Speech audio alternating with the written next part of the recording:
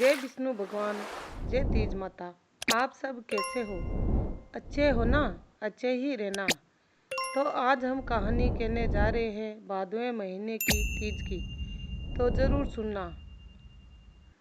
तो इसे सातुड़ी तीज भी कहते हैं, बड़ी तीज भी कहते हैं और कजरी तीज भी कहते हैं। ये राखी के पूर्व 2 दिन बाद में आती है। तो कहानी आरंभ करते हैं, ज़रूर सुने। एक साहूकार था, उसके 7 बेटे थे। उसका सबसे छोटा बेटा वेश्यागामी था। उसकी पत्नी जेठानियों के यहाँ काम करके अपना गुजारा करती थी। भादवे के महीने में कजली तीज का दिन आया। सभी ने तीज का माता का व्रत किया और सातु बनाया। छोटी बहू बहुत गरीब थी। सास ने एक छोटा सा सातु का पिंडा उसके लिए भी बना दिया। शाम को पूजा करके सातु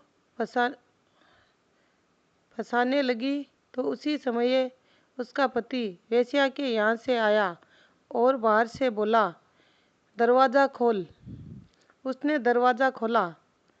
वह बैठा भी नहीं कि उसी क्षण उसने कहा कि मुझे वापस अभी वेश्या के यहाँ छोड़ कर आ। वह उसे वेश्या के यहाँ छोड़कर आई। ऐसा 6 बार किया। वह 7वीं बार फिर आया और फिर वही कहा कि मुझे वेश्या के घर छोड़कर आ।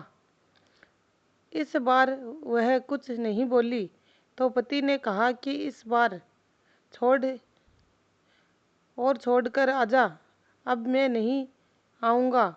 7वीं बार भी उसे छोड़ने गई। उसे छोड़कर वापस आने लगी तो जोर से वर्षा आने लगी और बरसाती नदी बहने लगी। तो वह एक पेड़ के नीचे बैठ गई। कुछ देर बाद नदी से आवाज़ आई, आवतरी जावतरी दोना खोल के पीऊ प्यारी होय। आवाज़ सुनकर उसने नदी की तरफ देखा तो एक दूध का दोना नदी में तैरता हुआ आता दिखाई दिया। उसने दोना उठाया और 7 बार उसे पी गई। दोने के 4 टुकड़े किए और चारों दिशा में फेंक दिए। उत्तर तीज माता की कृपा से उस वेश्या ने अपना सारा धन उसे दिया। वह सदा के लिए वहाँ से चली गई। पति ने सारा धन लेकर घर आकर फिर पत्नी को आवाज़ दी, दरवाज़ा खोल। तो उसकी पत्नी ने कहा, अभी मैं दरवाज़ा नहीं खोलूँगी। तब उसने कहा कि अब मैं वापस नहीं जाऊँगा। अपना दोनों मिलकर सातु फंसेंगे। लेकिन उसकी औरत को विश्वास नहीं हुआ। उसने कहा कि मुझे वचन दो, फिर वेश्या के घर वापस नहीं जाओगे। पति ने पत्नी को वचन दिया तो उसने दरवाज़ा खोला और देखा कि उसका पति गहनों से धन माल सहित चमचमा रहा था। उसने सारे गहने कपड़े अपनी औरत को दे दिए और कहा कि अब सब तेरे हैं। फिर दोनों ने बैठ कर सातु फंसा।